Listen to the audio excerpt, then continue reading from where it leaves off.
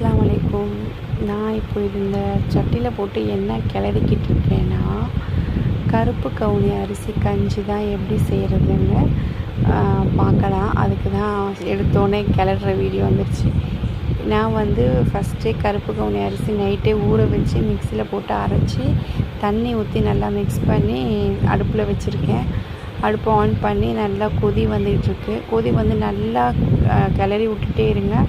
ஓரளவுக்கு கட்டிப்பதம் வரும். அந்த நேரத்தில் உங்களுக்கு எவ்வளோ தேவையோ இனிப்பு அது போடுங்க. நான் ஒரு 10 ஸ்பூன் கிட்ட போட்டேன். சின்னது தானே, 10 ஸ்பூன் போட்டேன்.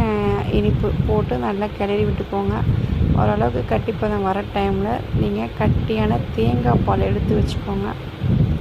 பிழிஞ்சு எடுத்து வச்சு அதையும் அந்த கருப்பு கவுனி அரிசி கஞ்சி இருக்குல்ல, அதில் ஊற்றி நல்லா மிக்ஸ் பண்ணிக்கிட்டே இருங்க. கொஞ்சம் கொதி வர டைமில் நம்ம நெய் ஊற்றிக்குவோம். நெய் கொஞ்சமாக ஊற்றிக்குவோம், ஒரு டேஸ்ட்டுக்கு தான். ஏன்னா என் பிள்ளைக்கெலாம் கொடுப்பேன், அதனால் நெய்யும் ஊற்றி நல்லா மிக்ஸ் பண்ணி கொஞ்சம் லைட்டாக கொதி திருப்பி வர ஆரம்பிக்கும்ல, அப்போ ஃப்ளேம் ஆஃப் பண்ணிடுங்க. இதை நம்ம அப்படியே சூடாரி சாப்பிட்டா அவ்வளோ டேஸ்ட்டாக இருக்கும். உடம்புக்கு அவ்வளோ ஹெல்த்து. இதை குழந்தைங்களுக்கு கூட கொடுக்கலாம். நான் என் பிள்ளை சின்ன குழந்தை தான், 2 வயசு ஆகுது. அவனுக்கெல்லாம் இதை கொடுக்க தான் செய்கிறேன். நல்லா இருக்குது.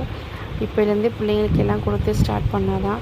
ஏன்னா என் வீட்டில் பெரிய பிள்ளை இருக்கான், எருமை மாடு. அவன் ஒன்றுமே குடிக்க மாட்டான், எதுவுமே சாப்பிட மாட்டான் நல்லதெல்லாம். அதனால தான் இப்போலேருந்தே குழந்தைக்கு கொடுக்குறது நல்லது.